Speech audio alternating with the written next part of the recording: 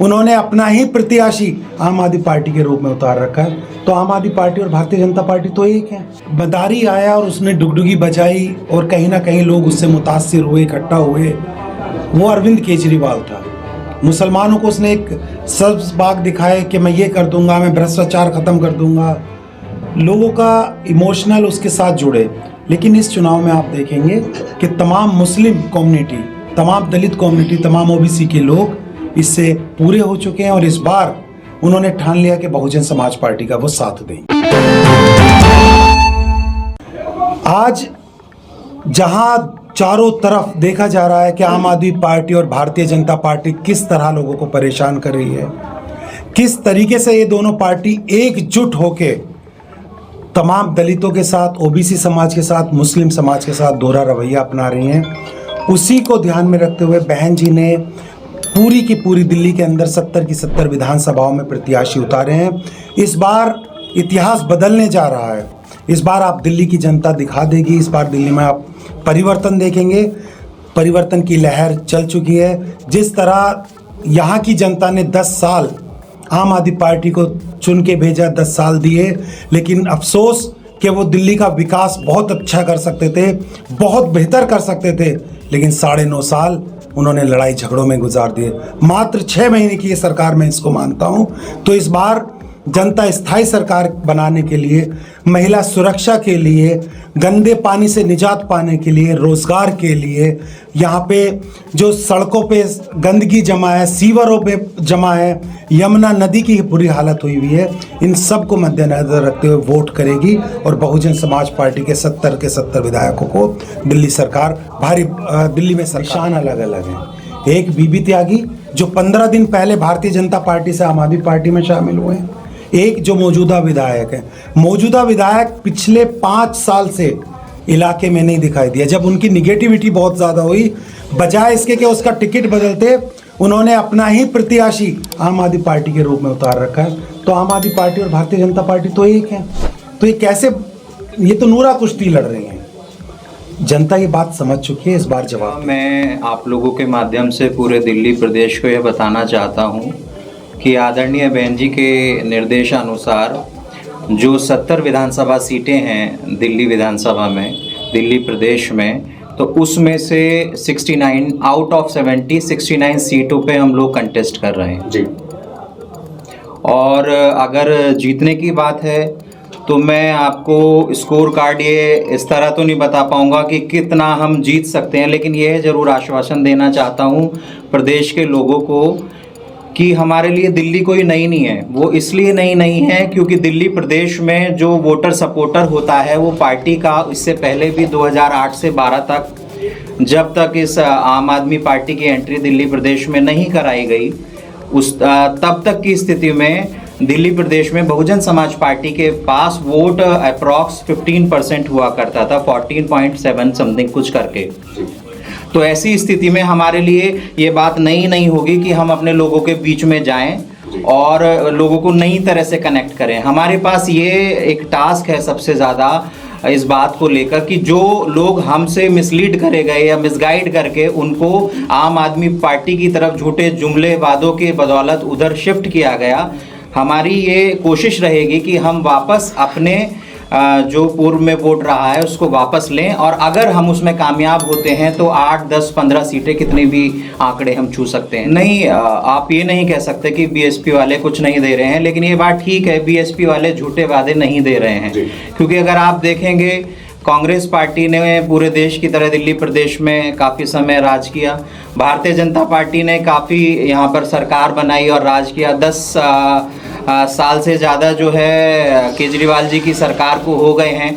लेकिन अगर बात झूठे जुमले वादे की करें तो हमारे पास झूठे जुमले वादे इसलिए नहीं होते हैं क्योंकि हम सरकार चला चुके हैं। और आज की परिस्थिति में अगर आप दिल्ली देखेंगे तो दिल्ली में कांग्रेस सरकार चला चुकी है, बीजेपी सरकार चला चुकी है, आम आदमी पार्टी सरकार चला चुकी है। जब तीनों लोग सरकार चला चुके हैं तो नए झूठे वादे क्यों कर रहे हैं इस जनता को लूटने के लिए। हमारे पास अगर सरकार चलाने का उदाहरण है तो उत्तर प्रदेश में 4 बार की सरकार है, और मुख्यतः 7 से 12 वाली सरकार में जो आदरणीय बहन जी ने देश के सबसे बड़े राजनीतिक प्रदेश को पिछड़ेपन से बाहर निकालकर उसकी अच्छाई उन्नति के लिए उत्तर प्रदेश को अव्वल प्रदेश बनाया था। उसी आधार पर अगर जनता को ये समझ में आ जाए कि हमने जो काम किए वो हम दिल्ली प्रदेश में भी करेंगे, तो हम सरकार चलाने में कामयाब होंगे और आने वाले समय में दिल्ली प्रदेश इन सब झूठी पार्टियों से बचकर बहुजन समाज पार्टी पर विश्वास करके अपनी मूलभूत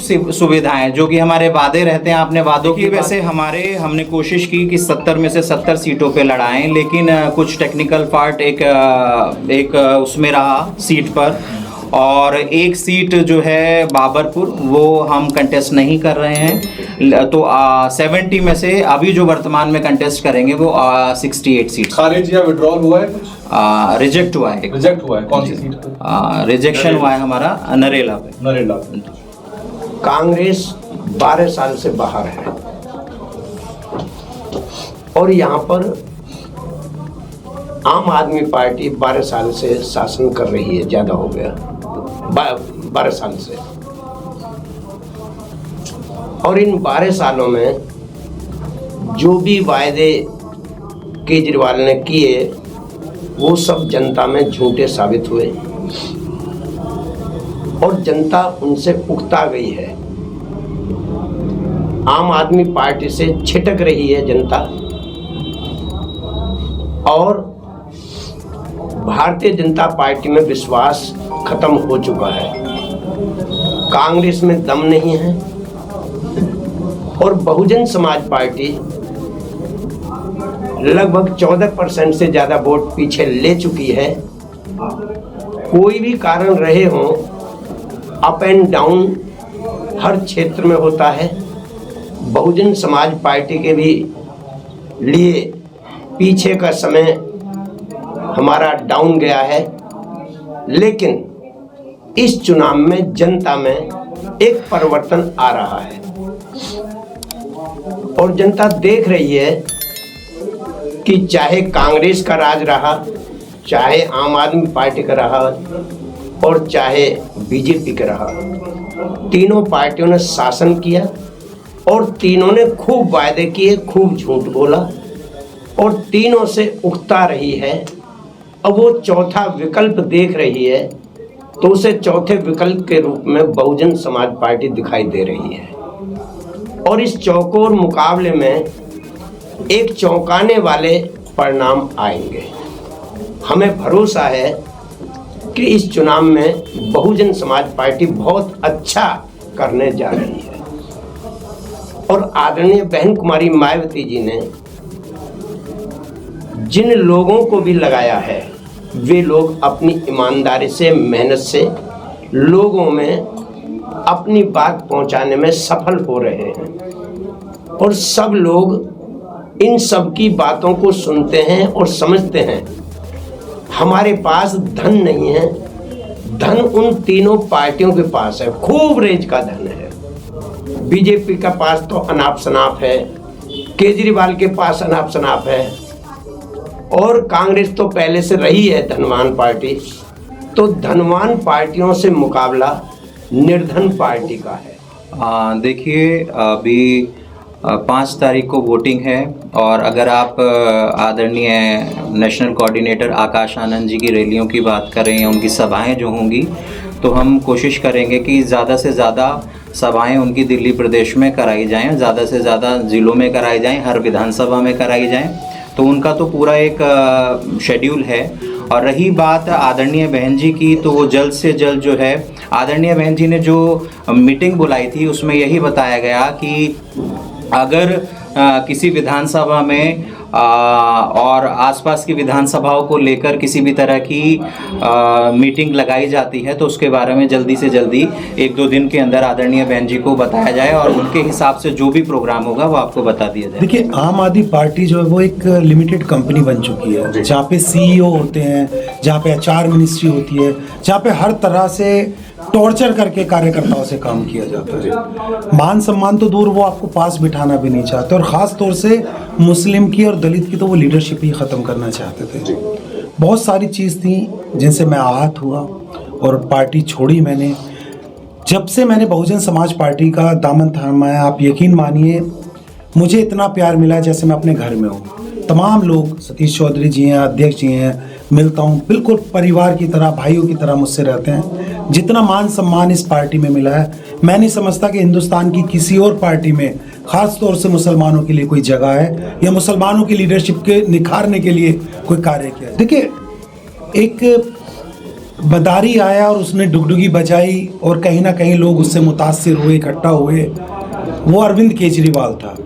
मुसलमानों को उसने एक सब्ज बाग दिखाए कि मैं ये कर दूंगा, मैं भ्रष्टाचार ख़त्म कर दूंगा। लोगों का इमोशनल उसके साथ जुड़े। लेकिन इस चुनाव में आप देखेंगे कि तमाम मुस्लिम कम्युनिटी, तमाम दलित कम्युनिटी, तमाम ओबीसी के लोग इससे पूरे हो चुके हैं और इस बार उन्होंने ठान लिया कि बहुजन समाज पार्टी का वो साथ देंगे। इस बार तमाम मुस्लिम समाज, बहुजन समाज। प्रतिद्वंदी आपका यहाँ पर कौन लग रहा है?